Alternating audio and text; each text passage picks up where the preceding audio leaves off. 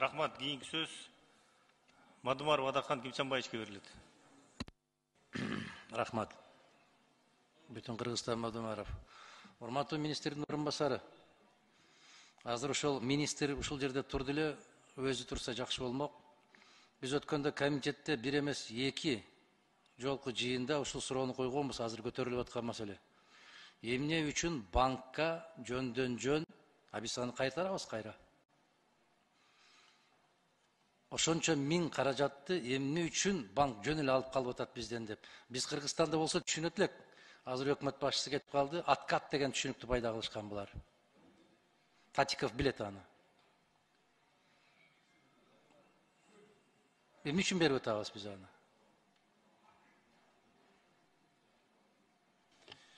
Урматтуу Адахан Кимсанбаевич, сиз откат деп туура эмес айтып атасыз. Өзүңүз 3 жолу депутат болдуңуз.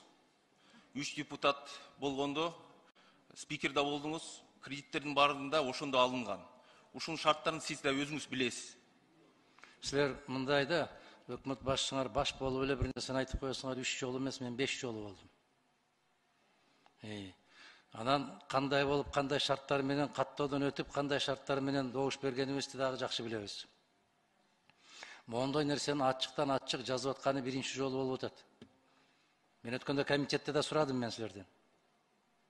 Эмне үчүн ушул жалпы карыздын ичине кирип атабы, же силер түшүнүктүүрөөк болуш үчүн айтам, с вычетом этой суммы будем расплачиваться потом.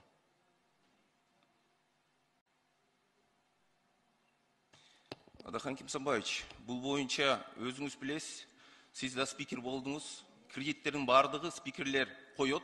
Ошол үчүн сиз да мурда алдыңыз. Мен түшүнбөй атам. Мен төө десем бей деп атасың да, айланайын. Мен суроо берип атам. Адахан Кимсанбаевич, мен улууларды урматтайм.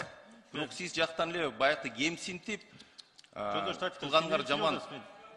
Татиков, сиз эмне деп атасыз, мен түшүнбөй атам. Берге айтышканы келдиңиз сиз. Адахан Кимсанбаевич, бул боюнча ар бир берген суроого жооп бербейсиз. Сиз мен түшүнбөй атам. Эмне деп атасыз сиз? Суроого жооп бергиле. 114 миллион ичинде отурат.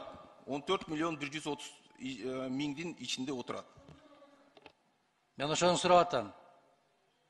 Калып калган сумманы Кыргызстан кайра кошо төлөйбү же жокпу деп.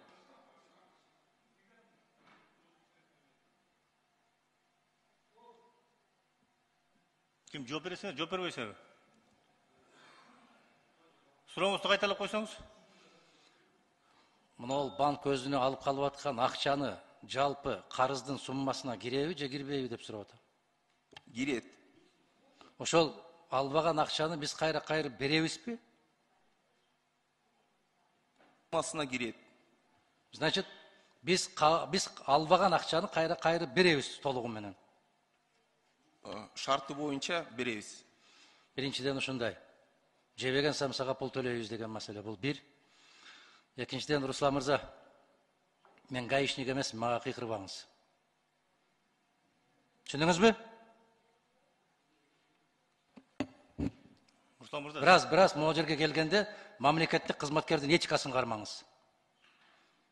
Маалыматты так билбегенден кийин оозго келген нерсени сүйлөбөңүз бул жерде отуруп.